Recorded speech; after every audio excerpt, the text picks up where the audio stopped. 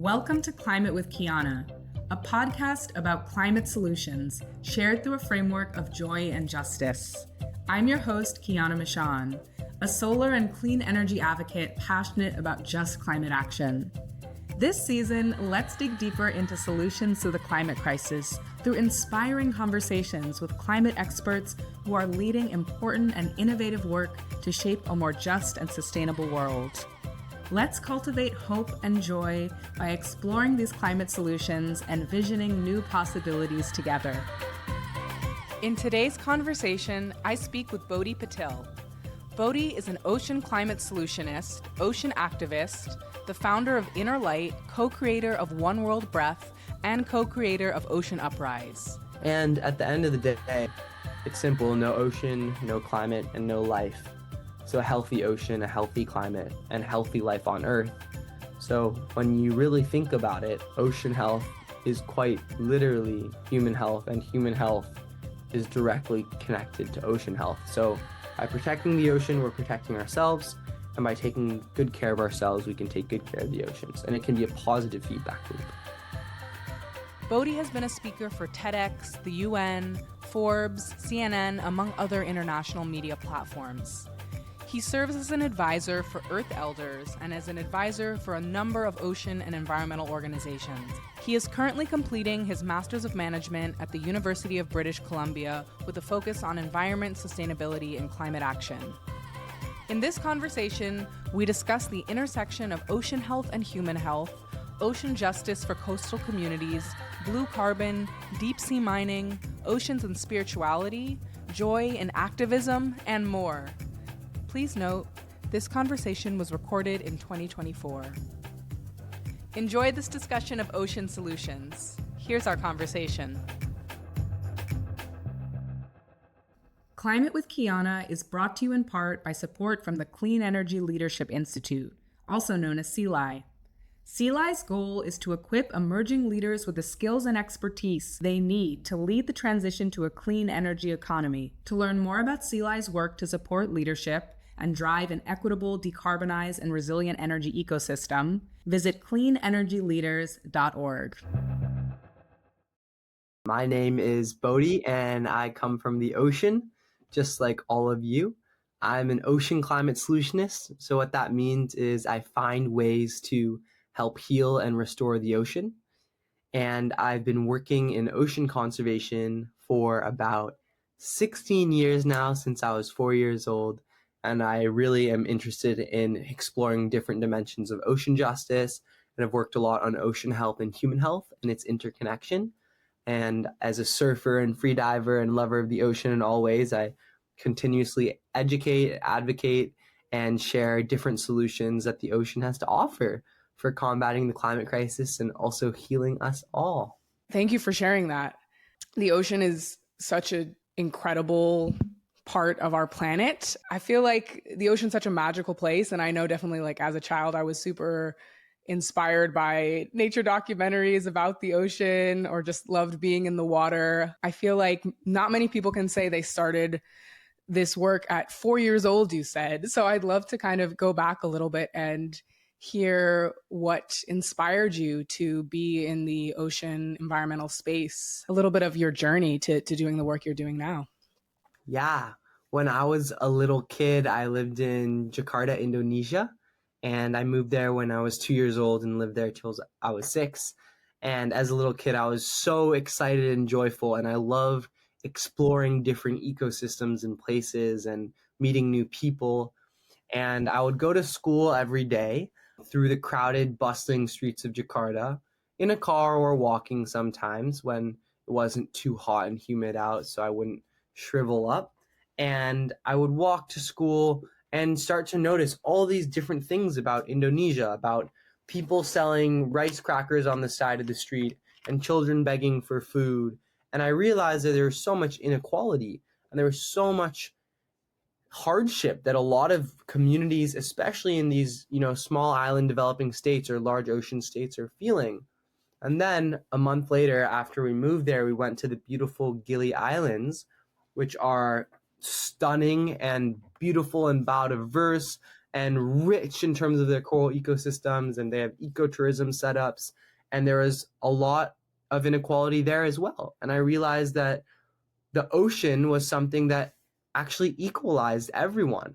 And the ocean brought a lot of healing to spaces and places where it seemed like your social status and your race and who you are define how you live.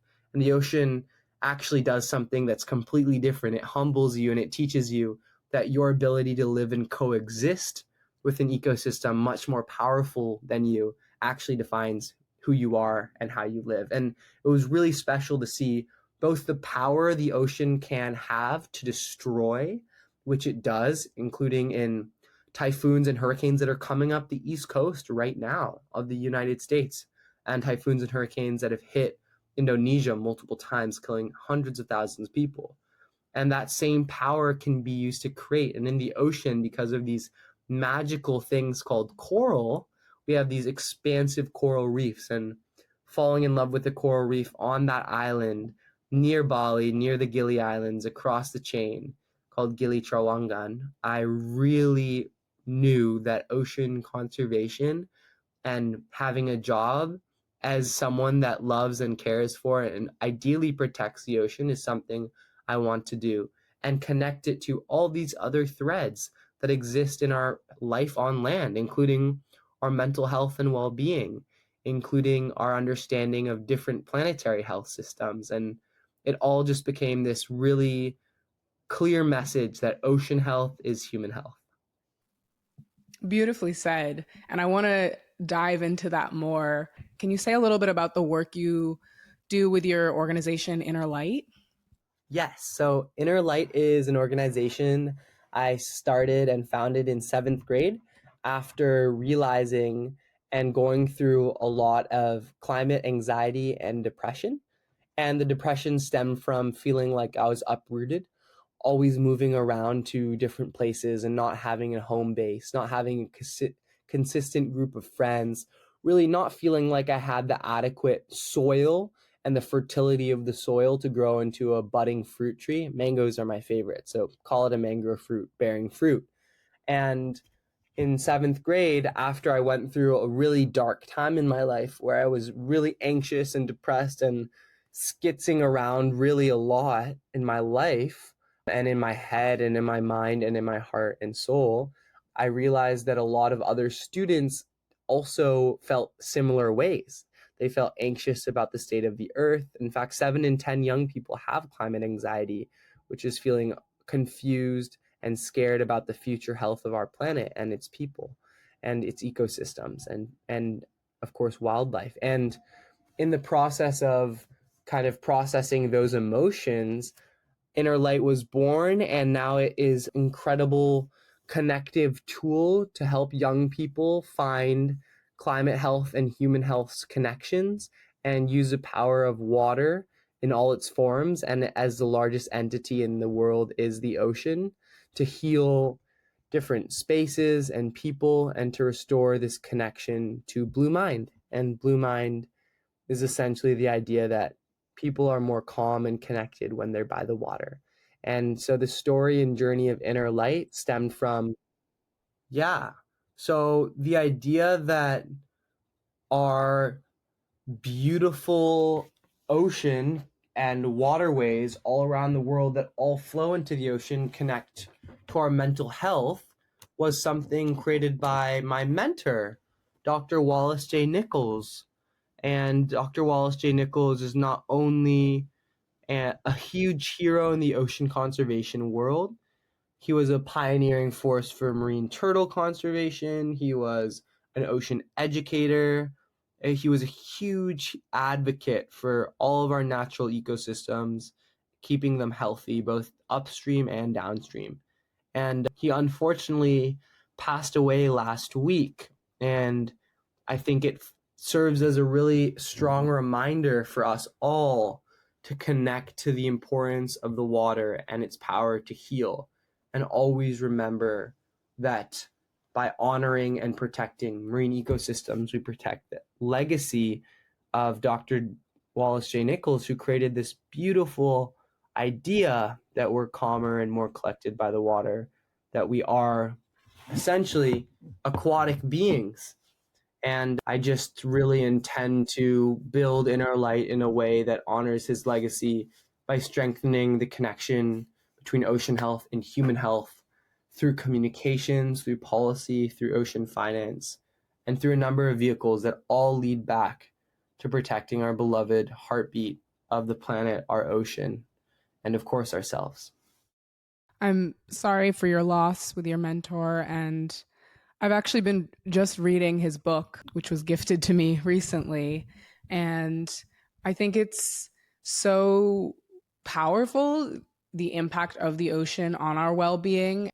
All that to say, I've very much noticed the impact of being around the ocean and bodies of water and how that has impacted my mental health and improved my well-being. How are you thinking about the intersection of human health and ocean health? I think ocean health and human health are inextricably connected for three main reasons. Number one is our bodies are 70% water. The earth is 70% water, or around 70% water, and the human body depends, of course, depending on who it is. And in general, the same water that cycled through our bodies, that cycled through dinosaurs, that cycled through the Earth's hydrological cycle, the water cycle in all its different forms, has flowed through the ocean for thousands and millions of years. And so we're directly linked by the water that's in each and every single one of our cell. Number two is that the same salinity of our mother's womb is that of the ocean. So it's almost like we're born from a mini ocean, which is very exciting because for 9 months of our lives, we spend time learning basically how to swim and be underwater to a certain extent. Number three is that we actually have something called the mammalian dive reflex. So our ancestors and past evolutions and forms of human beings have been amphibious and apes that can dive for a large and long amount of time in order to catch food and harvest shellfish and catch fish. So we actually have something called our mammalian dive reflex that literally gives us the ability, including webbed fingers, that's why we have webs in the middle of our fingers for better swimming, to be able to be in the water and stay underwater, survive underwater, and derive food from marine ecosystems and riverine ecosystems, which are just, freshwater ecosystems. So we are directly into the ocean. There's also about 1,001 times a million other ways that we are directly connected to the ocean, including anything from corals providing genetic insights into how we can make our cures for cancer and other diseases that are large and spreading quickly, how different sea sponges can be used as a cure potentially for COVID and be even more effective than different treatments on the market now with big pharma, how the ocean provides us billions and billions of dollars of revenue every year from different ecosystems and how it directly connects to our economic health through ecotourism, through fisheries, through small scale artisanal fisheries, that be it large scale fishing that's heavily subsidized is actively destroying fish stock in the ocean and people that depend on fish, including the fishermen themselves, that are actively pillaging. And the ocean really does provide us so many ecosystem services, the biggest one being the fact that every other breath we take, about 60 to 80% of the oxygen on Earth comes from the ocean, from photosynthesizing phytoplankton, zooplankton, Prochlorococcus, and Synectococcus. And mostly it's the phytoplankton that provides this abundance of oxygen. And at the end of the day, it's simple, no ocean, no climate, and no life. So a healthy ocean, a healthy climate, and healthy life on Earth. So when you really think about it, ocean health is quite literally human health, and human health is directly connected to ocean health. So by protecting the ocean, we're protecting ourselves. And by taking good care of ourselves, we can take good care of the oceans. And it can be a positive feedback loop. I didn't know that fact about the womb and the salinity, and that blew my mind a little bit. Super interesting. Curious also to know in terms of the linkage you mentioned, like smaller and larger fisheries of sort of our food systems and human health, because I know even the food systems we have in the oceans impact that which is on land as well. So how are you thinking about that intersection? The food systems in the ocean are critically important to human welfare on Earth. The ocean and seafood provides 3 billion people their primary source of protein. In countries like India and Bangladesh and across the Pacific and Indo-Pacific, women depend on fish as their primary source of protein and nutrients, including omega-3 acids and fatty oils, in order to birth babies that are healthy and well, that are above the stunting line, so they're not stunted. In many cultures and communities, fish and shellfish are not only vitally important to their diet and their health, they're also important to their ways of life and being. They're culturally significant. And there is the sense of biocultural, which is biologically and culturally part of their heritage.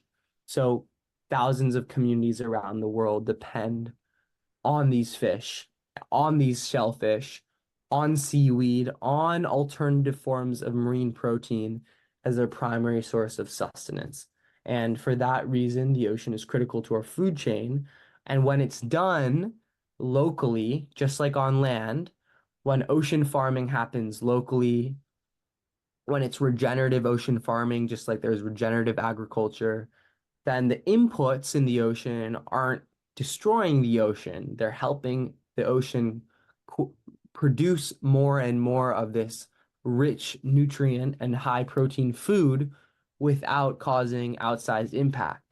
And then when you start to put in and pump in microplastics and leachate from fish farms and large industrial fish farms, there becomes this cycle that's increasing the speed of growth, but really destroying the health of the ocean and its surrounding ecosystems and wildlife while doing so. And so we have to make sure that when we're thinking about consuming marine proteins, if we have the option, which we all mostly do in the developed world, we make choices not to buy farmed fish, especially farmed salmon.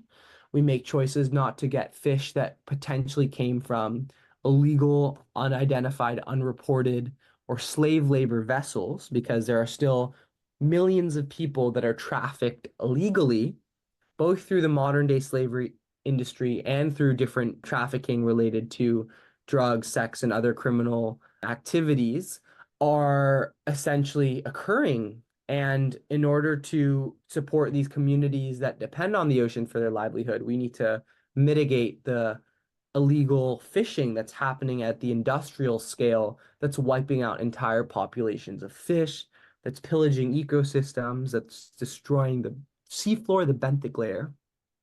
And there are ways to fish and eat local sourced regenerative ocean foods and regenerative ocean products and seaweed and alternative forms of protein like low carbon shellfish, for instance, that are reef builders like oysters, mussels, and other mollusks are really good choices when we look at local food systems that are open systems, so they're not requiring any inputs. The ocean is growing them naturally. Thank you for sharing that. I want to talk about something you just touched on, which is kind of environmental justice, ocean justice. You were mentioning those intersections of social challenges that occur in the ocean space. So, what are some of the challenges with regards to environmental injustices occurring between the ocean and human communities? And how is that also being impacted by climate change?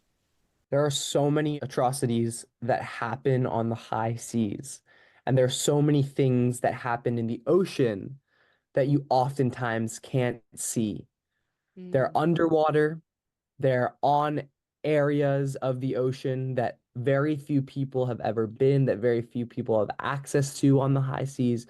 They're in high, very treacherous waters that are moving quickly. that if you fall into, sometimes you can't make it out.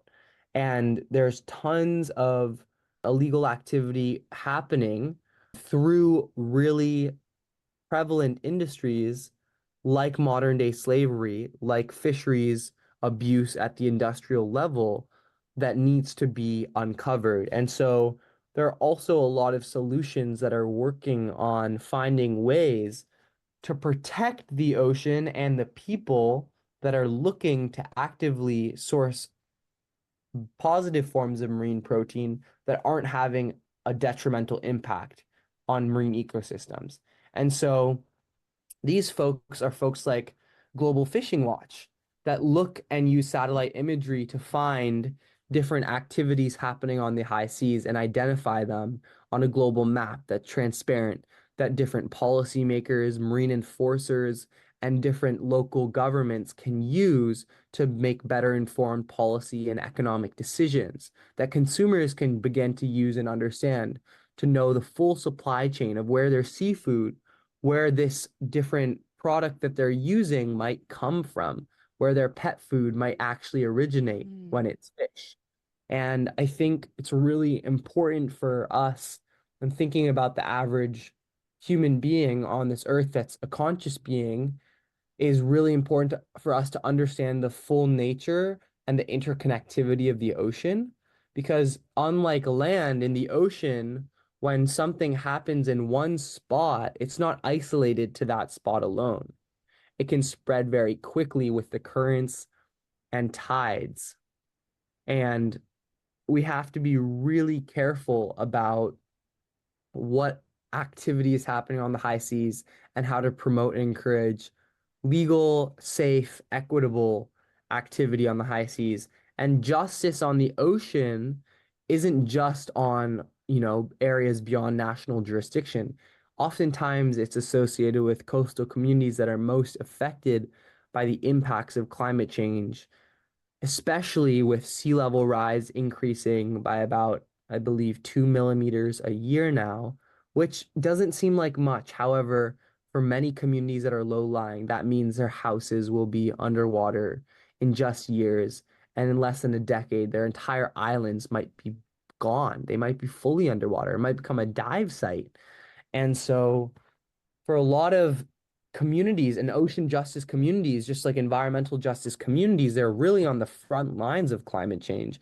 And in order to give these communities the best chance they have to protect their cultural heritage, to protect their ecosystems, we have to be ocean literate. We have to be informed about the illegal activities that are happening, that are outsizing the impacts of negativity in the ocean, and equip these communities with as many resources and educational support systems and tools, both financially, economically, technologically, socially, culturally, to be able to stand up against rising sea levels. And as we say, as the oceans rise, so do we. I love that phrase. It's really beautiful.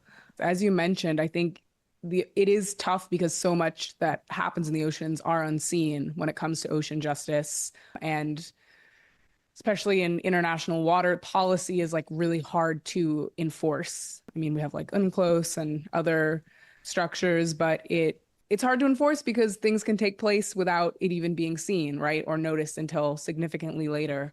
And there's so many challenges, rising sea levels, which you just mentioned, which is one of the most, I think, visible aspects of climate change that is in the global consciousness, but things also that maybe are less noticeable if you're not directly engaged with the ocean, in your everyday life, such as ocean acidification, coral bleaching, right? These are huge, huge challenges we're facing. So, on a more positive note, what are some of the solutions that you are working on? What are some of the most key solutions that we can employ to address the challenges we're facing and hopefully ensure a healthier future for our communities and our ocean?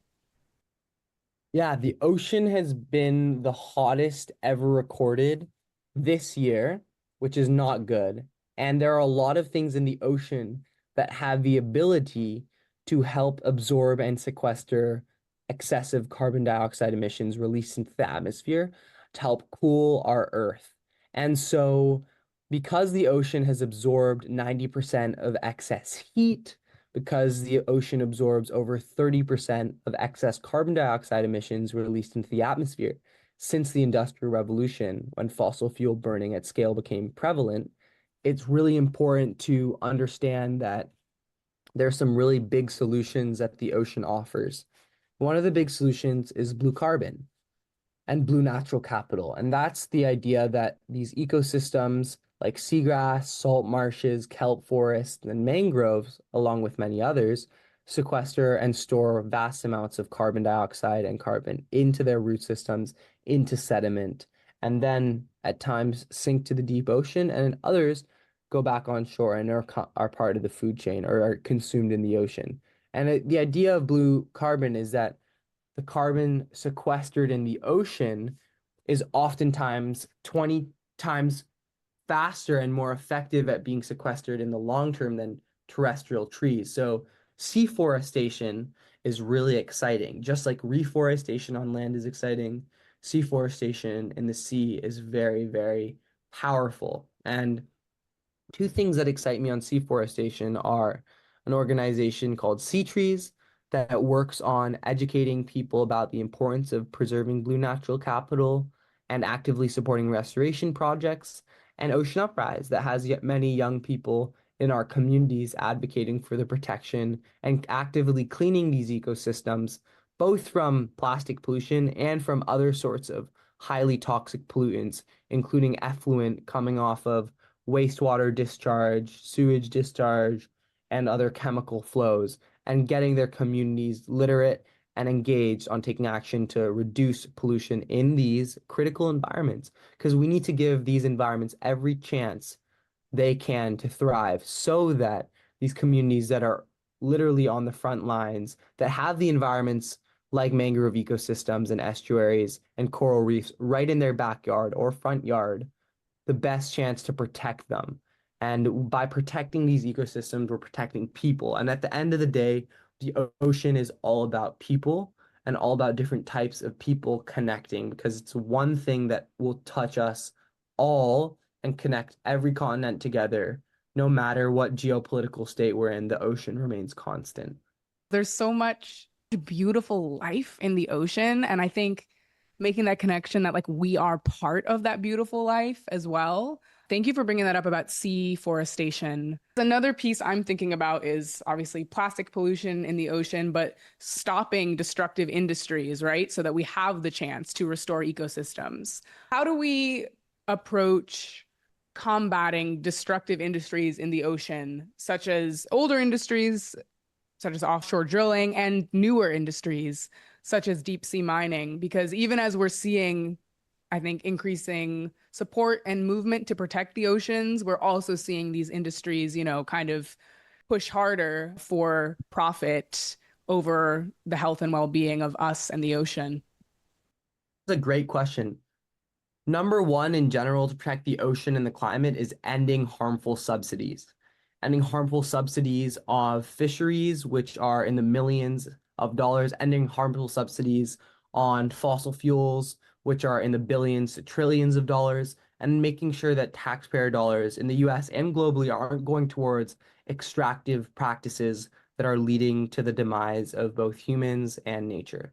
And so, in specific with deep seabed mining, an industry that fortunately hasn't started yet. However, just like the gold mining rush is projected and prospected in a lot of ways to be a boom, which it's not, is really important to consider how we can stop this industry before it starts. And the biggest ways to stop deep seabed mining before it starts is number one, be educated on what deep seabed mining is, understand that there are these mineral-rich elements and these mineral-rich nodules called polymetallic nodules that look like, you know, solidified turds at the bottom of the seafloor that companies like the metals company want to extract, and as a result create incredible damage to the seafloor and billions of creatures that live in the deep ocean. The deep ocean is not a barren wasteland. It's a rich and abundant ecosystem that is the largest carbon sink on our planet, that is vitally important to our health, that is vitally important to the largest migration on Earth that occurs every day, which is billions of species coming from the deep sea to the surface to feed on the smaller species and up the trophic cascade, and then returning to the deep ocean as daylight starts to trickle in. And so stopping deep seabed mining is about building community, being educated on the issue, and most importantly, understanding that we literally came from the deep ocean, and our eldest ancestor, 565 million years ago, was a creature, a type of bacteria, in fact, that lived in the deep ocean. And that in order to protect ourselves and our own heritage and our ancestry, we have to protect the deep sea and the deep ocean and seafloor from extractive industries. And building movements is critical to that. And advocating for that and educating is the most important thing you can do. Because the more people that know that deep seabed mining is an industry that economically is unviable, that ecologically is destructive, and that socially doesn't make sense, the more people we can support and get on board to stop this industry before it starts and to start protecting the ocean in meaningful ways. Thank you for sharing that. Shifting gears a little bit, I'm glad you mentioned the ancestral connection. I want to talk about spirituality and the ocean, which is, I know, something you're thinking about in your work. I would love to hear your thoughts on the spiritual dimension of humans' relationship with the ocean and perhaps even how that intersects with, I know, many indigenous cultures and how we can think about this, particularly in an era of climate change. Our connection to the ocean has always been extremely strong, just like going back home. And what we've done essentially as we've become farther removed from the ocean and aquatic ecosystems is basically remove ourselves from a home that we once had so constantly and so importantly as a key aspect of our lives. If you look at most major cities of the world, you'll notice that they're coastal or they're connected to a riverway that eventually leads to the ocean. And you'll notice that they're near large currents and near large areas that can speed up how transport occurs. And so the ocean has always been an important dimension physically of our earth and our societies and our cities. And on a spiritual level, I think the ocean has been something that has been quite literally forgotten because we oftentimes see the ocean for only the surface of what she has to offer, a calm or a stormy day, a windy day or a flat day.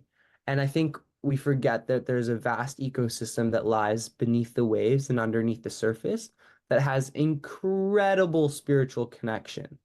From whales alone, we have all sorts of different cultures and even subcultures and different ecosystems and that they're engineers for. And whales, just through their fecal matter and fecal deposits, store and support huge amounts of carbon absorption into the deep sea and onto the seafloor and fertilizes the ocean as a base for food for phytoplankton with iron-rich matter.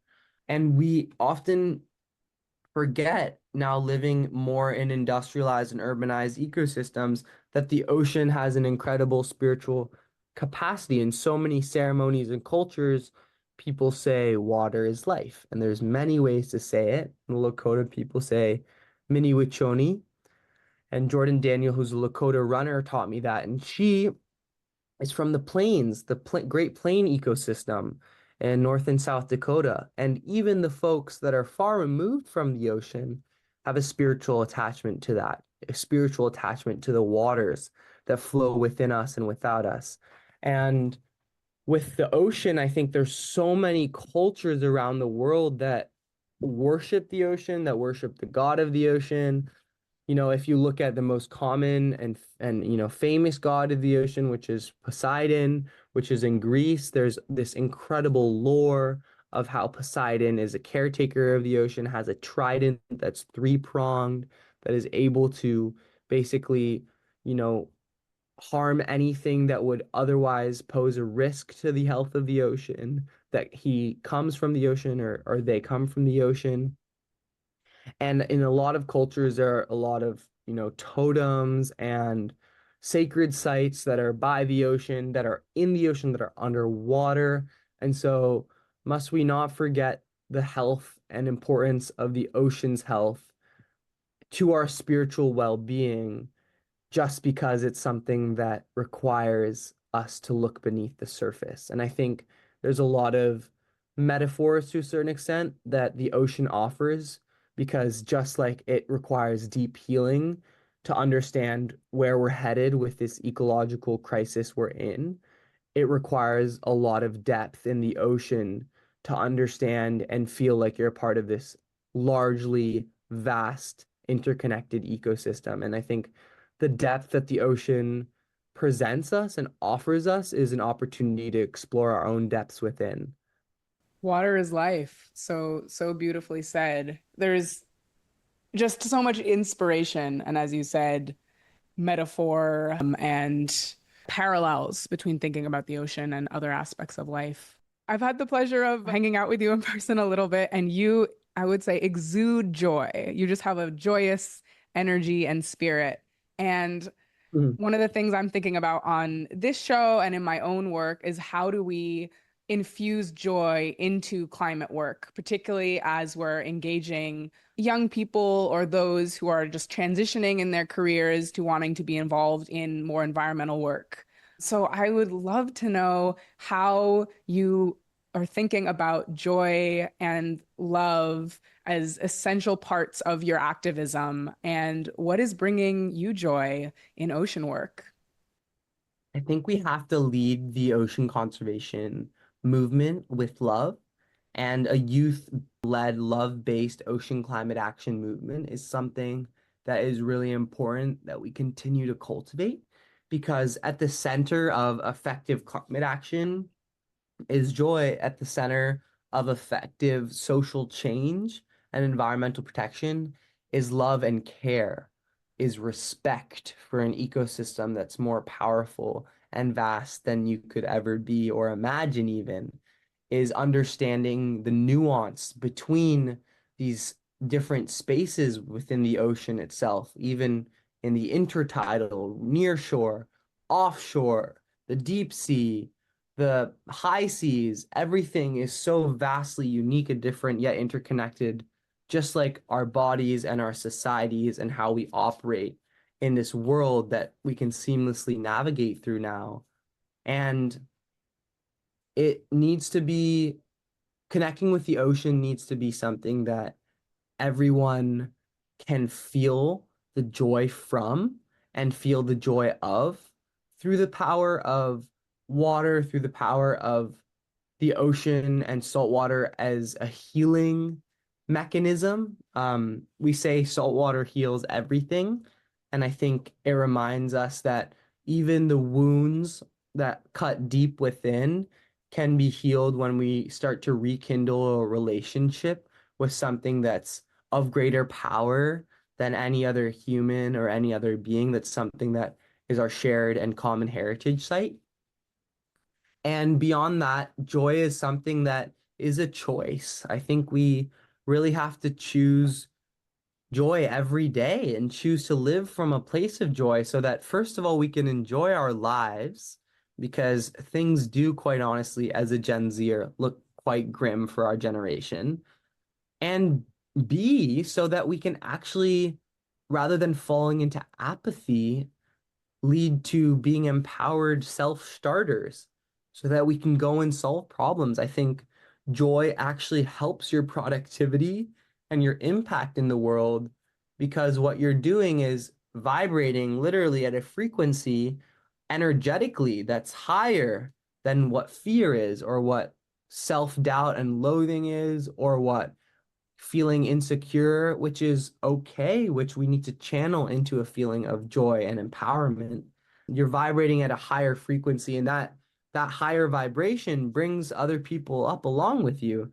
Just like dolphin song and whale song, they're vibrating and communicating at a higher frequency. And when they sing to each other, it brings up the entire frequency and the energy of the ocean in that ecosystem, and of the whales in their pods and in their family groups and family units. And yeah, I think if we don't have joy and hope for our ocean, it's hard to feel empowered to really be a meaningful steward. And joy drives everything that I do because it's just more fun to live from a place of joy.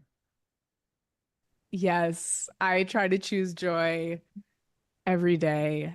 The final question I'll ask you is when you're envisioning the future of our oceans and the climate, what are you envisioning when you think about a future that is kind of more equitable and just and where we are able to take action for healing of our oceans? I think of a future where having a job in protecting the planet and the most important regulator of our climate, our ocean, is something that is commonplace. I think of young people growing up and saying, when I want to grow up, I want to be an ocean guardian. When I grow up, I want to be a coral gardener. I want to be a seagrass planter. I want to work in integrated multi-trophic aquaculture and basically plant seaweed below mollusks and plant clams below that. I want to help educate kids about the ocean. I basically dream of a world there where kids, especially those most connected to the ocean, most healed and touched by the waters, feel like they have a career pathway that is something they can both create and something that's both supporting them while being set out for them. And I hope that our economy, our society, our governance systems supports and facilitates the protection of our global commons, our common heritage zone as different workforce pathways. And as Gen Z starts to be and fill up majority of our purchasing power in the US and global economy, majority and at least a third of our population by 2030 and almost 30% by 2025 in OECD countries, just having opportunities for young people of all backgrounds, of all races and religions to be unified and healed by this power of the ocean, and for the ocean to be a symbol for global peace and unity, because regardless of what geopolitical hate-driven activity is occurring, regardless of what wars are in store or how much the climate is changing, the ocean will always be there on Earth to regulate, and the ocean will always be relatively constant, although in recent years it's been fluctuating rapidly. And in order for us to be the best stewards we can, we need to really bring in and listen to the voice of the ocean so that we too can be symbols for global unity and peace in our lives, in our communities, in our work, in everything that we do. And remember to embody the ocean because we are all a part of it. Thank you for listening. Climate with Kiana is co-produced by Kiana Michon and Lucy Little. This episode was edited by Maxfield Biggs. Theme music by Naima McCrell. Thank you again to the Clean Energy Leadership Institute for their support. This podcast is recorded and produced in New York City on unceded Munsee Lenape land.